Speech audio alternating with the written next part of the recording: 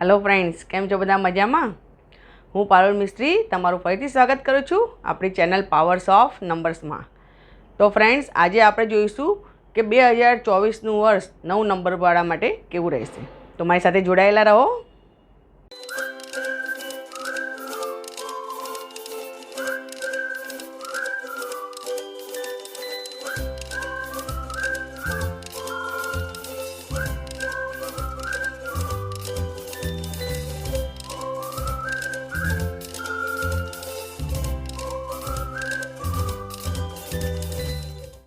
જેમનો જન્મ કોઈપણ મહિનાની તારીખ 9, 18 અને 27 તારીખે થયો હોય તેનો નંબર આવશે 9. તો મિત્રો, તમે જોયું હશે કે આપણે જે સિરીઝ ચાલુ કરી હતી 1 થી 9 નંબરની, તો એનો આ નંબર છે છેલ્લો નંબર. તો આજે આપણે 9 નંબરનું પ્રેડિક્શન કરીશું. તો 9 નંબરવાળાનો સ્વામી ગ્રહ કોણ છે? મંગળ. મંગળ એટલે ફાયરનો નંબર, એમાં આગ હોય. તો એ 9 નંબરવાળા છે એ લોકોનો સ્વભાવ કેવો હોય?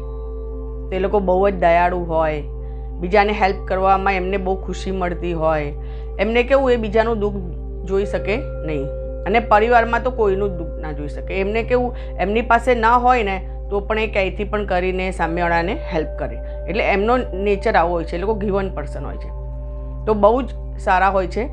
પણ એમની એક નેગેટિવ બાજુ છે કે એ લોકો જ્યારે ગુસ્સામાં એમને ગુસ્સો બહુ આવે, અને જ્યારે એ લોકો ગુસ્સામાં હોય ત્યારે એ લોકો એ રીતે વાત કરે કે જાણે કે મીન્સ સોચી સમજીને વાત ના કરે. જે બોલે ને તે ગુસ્સામાં એ લોકો એમ જ બોલી દે. એમના આ એગ્રેસિવ સ્વભાવને લીધે એ કોઈને પણ જેને પણ બોલે એને દુઃખ થાય છે. તો એના લીધે એમનું ઘણું બધું કોઈક વખત કોઈ બિઝનેસમાં કે જોબમાં પણ એવું બોલી દે તો એના લીધે એમને નુકસાન થાય છે. અને બીજું કે એ લોકો હંમેશા સમજો કે પરિવારમાં કોઈ તમારા ઉપર મુસીબત આવી તો તમારે 9 નંબરવાળાને મેનેજ કરવા આપી દેવાનું, તો એ તમને એ મુસીબતમાંથી બહાર નીકાળી શકશે. એટલું એ લોકોનું મેનેજમેન્ટ પણ એટલું સરસ હોય છે. તો એ લોકો કોઈ મુસીબતના સમયમાં એ લોકો સરસ રીતે પોતાની જવાબદારી નિભાવે છે. તો 9 નંબરવાળા આટલા સારા હોય છે. અને તમે જોજો કે વધારેમાં વધારે જે NGO હશે એ 9 નંબરવાળાને જ હશે, કારણ કે એમના પાસે અગર વધારે પ્રમાણમાં પૈસો હોય તો એ લોકોને એમ જ થાય કે અમે હંમેશા બધાની મદદ કરીએ. તો એ લોકો કોઈના કોઈ NGO કે સમજો કે કોઈ વૃદ્ધાશ્રમ કે એવું ખોલે છે અને બધાને હેલ્પફુલ થાય છે. હવે આ વર્ષ છે 2024, એટલે 2 + 0 + 2 + 4 કરીએ તો આવે 8 નંબર, એટલે શનિનો નંબર છે. મંગળ અને શનિ, તો એ બંનેનું કોમ્બિનેશન કેવું છે? મિલું જુલું. એટલે મીન્સ આમ બહુ તમને આ વખતે ખોટ પણ નહીં જાય અને બહુ મીન્સ કે બહુ નફો પણ નહીં થાય. એટલે તમારું વર્ષ આ વખતે જે જશે એવરેજ. તો તમારે આ વખતે શું કરવાનું? આ વખતે તમારે જે તમે એક્સરસાઇઝ કરતા હોય એમાં તમારે થોડી નવીનતા લાવવાની, કે તમે જે એક્સરસાઇઝ કન્ટિન્યુ નહીં કરવાની, એ એક્સરસાઇઝમાં થોડી નવીનતા લઈને કરશો તો એમાં તમને ફાયદો થશે. અને બીજું કે આ વખતે તમે ખાલી એક્સરસાઇઝ જ નહીં, તમે મેડિટેશન પણ આ વખતે કરવું પડશે, યોગાને પણ અપનાવવા પડશે, તો તમને એનાથી વધારે ફાયદો થશે. અને આ વખતે તમારે કોઈને પણ તમારે વિચાર્યા વગર કોઈ કામ નહીં કરવાનું, કોઈને પણ વિચાર્યા વગર કંઈ બોલવાનું નહીં. તો એના લીધે શું થશે? તમને વધારે નુકસાન થશે. તો આ વખતે તમારે બહુ વિચારીને બધું કામ કરવું પડશે. તમે જોશો કે 8 નંબર છે તો શનિનો નંબર, શનિદેવનો નંબર છે. તો શનિદેવનું કેવું છે કે બહુ ધીમે ચાલે. તો તમને આમ એમ થશે કે મેં જે કામ કર્યું હતું એનું ફળ મને હજી સુધી કેમ ના મળ્યું, કે મેં ગયા વર્ષે આ કામ કર્યું હતું, આ વર્ષે આ કામ કર્યું તો મને આમાં પ્રમોશન કેમ ના મળ્યું, કે મારી જોબમાં જે મને મળવાનું હતું એ કેમ ડિલે થાય છે. તો હું એમ જ કહીશ કે શનિ આ વર્ષ છે, શનિનું વર્ષ છે. તો એટલા માટે તમારે આ વર્ષે ધીરજ રાખવી પડશે. શનિ વિઝડમ અને રિવોર્ડ્સનું વર્ષ છે. તો તમારી પાસે પૈસા પણ આવશે, તમારું પ્રમોશન પણ થશે, અને તમારા કાંઈ અટકેલા કામ હશે પૂરા પણ થશે. પણ એ કેવું થશે કે 6 મહિના પછી. એટલે શનિ તમને ફળ આપશે પણ ધીરે ધીરે આપશે, અને આપશે એટલે લાંબા ટાઈમ માટે આપશે. તો 9 નંબરવાળાએ જરા પણ ગભરાવાની જરૂર નથી. એમના માટે શનિદેવ જે હાફ કહેવાય ને વરસનું, તમે 6 મહિના જાય પછીનું જે હાફ યર હોય એમાં તમને સારો એવો ફાયદો થશે. હેલ્થ વાઇઝ પણ તમારે બહુ ધ્યાન આપવું પડશે.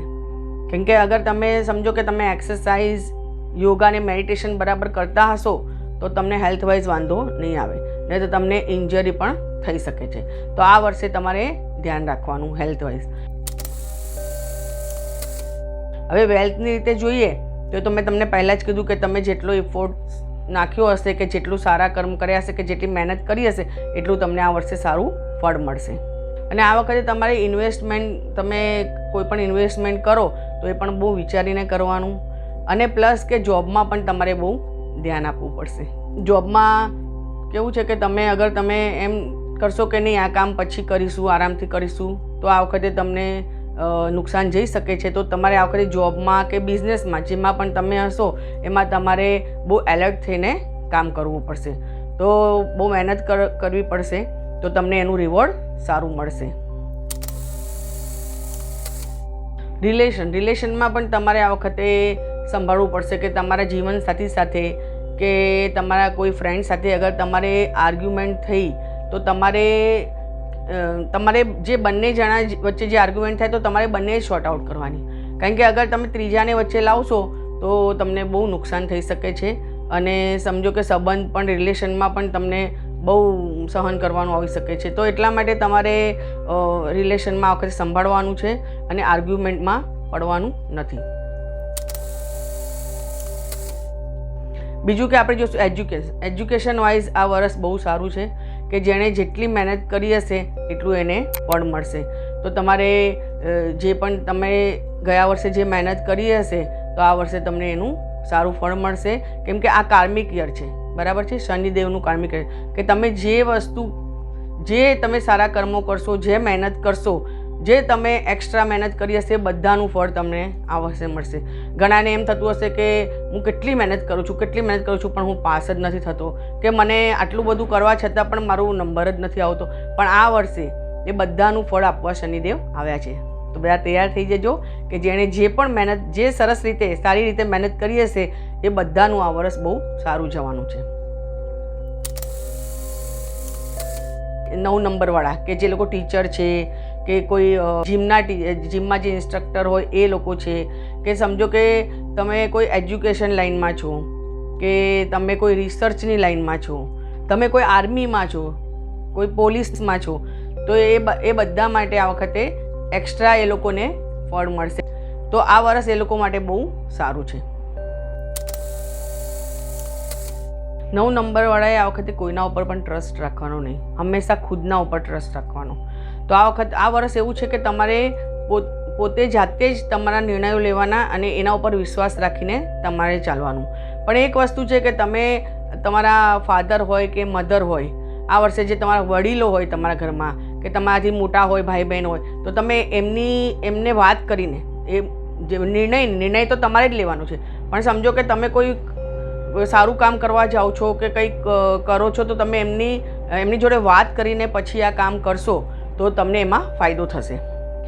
તમારા ઘરમાં અગર કોઈ કામ કરવા આવે છે, કે સમજો કે તમારા સાફ સફાઈનું કોઈ કામ કરતું હોય તમારા ઘરમાં, કે કોઈ પણ તમારા ઘરમાં જે પણ કામ કરવા આવતા હોય, કે તમે કોઈ મજદૂર હોય, તો તમે તમારાથી જે તમારે ઉપર નિર્ભર કરે છે, અગર એ લોકોનું તમે આ વખતે માન રાખશો, એ લોકોની જોડે સારી રીતે બોલશો, એ લોકોનું કે છે ને કે તમે એમને ઇજ્જત આપશો, અને તમે એમને જે તમે સેલરી નક્કી કરી હોય એનાથી અગર 50 રૂપિયા કે 100 રૂપિયા વધારે આપશો તો એના લીધે એ લોકો ખુશ થઈ જશે.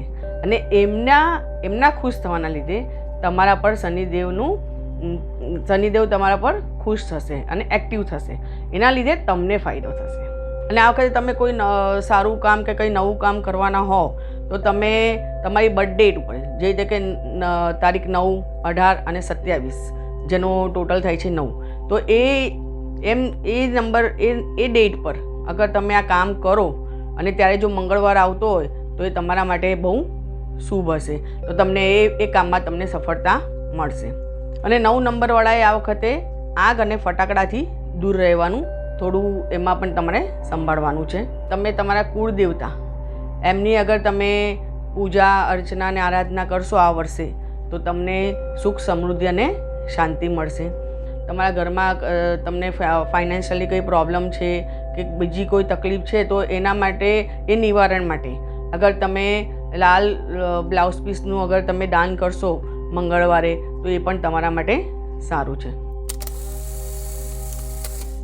આ વર્ષે અગર કલર્સમાં જોઈએ તો તમારે light pink colour, light purple colour અને લાઇટ યલો કલર એવા તમે કપડાં પહેરશો તો તમને ફાયદો થશે. તો ફ્રેન્ડ્સ, તમને અમારો વિડીયો ગમ્યો હોય તો એને લાઇક, શેર અને સબસ્ક્રાઈબ કરજો. જો હજી પણ તમે મારો આ વિડીયોને સબસ્ક્રાઈબ ના કર્યું હોય તો જરૂરથી એને સબસ્ક્રાઈબ કરજો. અને તમારે તમારું પોતાનું અગર પ્રેડિક્શન કરવું હોય તો જરૂરથી મને કોન્ટેક્ટ કરજો, કારણ કે આ જે પ્રેડિક્શન છે એ જનરલ હોય છે. તમારું પર્સનલ પ્રેડિક્શન માટે તમારું લાઈફ પાથ અને તમારું જે બર્થ ડેટનો નંબર છે એ બંને આપણે જોવા પડે. અને તમારે અત્યારે કરંટ યર કે તમને કયું વર્ષ કરંટ યર તમારું કયું ચાલી રહ્યું છે, કે તમને કેટલા વર્ષ થયા છે અને આ તમારું કેટલામું વર્ષ છે કે તમારી એજ, એ બધું અગર આપણે બધું મળીને ન્યુમરોલોજીમાં આપણે જોઈએ તો એમાં પરફેક્ટ પ્રેડિક્શન મળી શકે છે. તો જેને પણ અગર તમને ડિટેલમાં અગર તમારું કે આ વર્ષ કેવું જશે, કે આમાં શું શું ઉપાયો કરવા પડે છે, તો ડિટેલમાં જાણવું હોય તો જરૂરથી મને કોન્ટેક્ટ કરજો. ત્યાં સુધી take care, bye bye, thank you, અને બધાને મારા તરફથી હેપી ન્યૂ યર.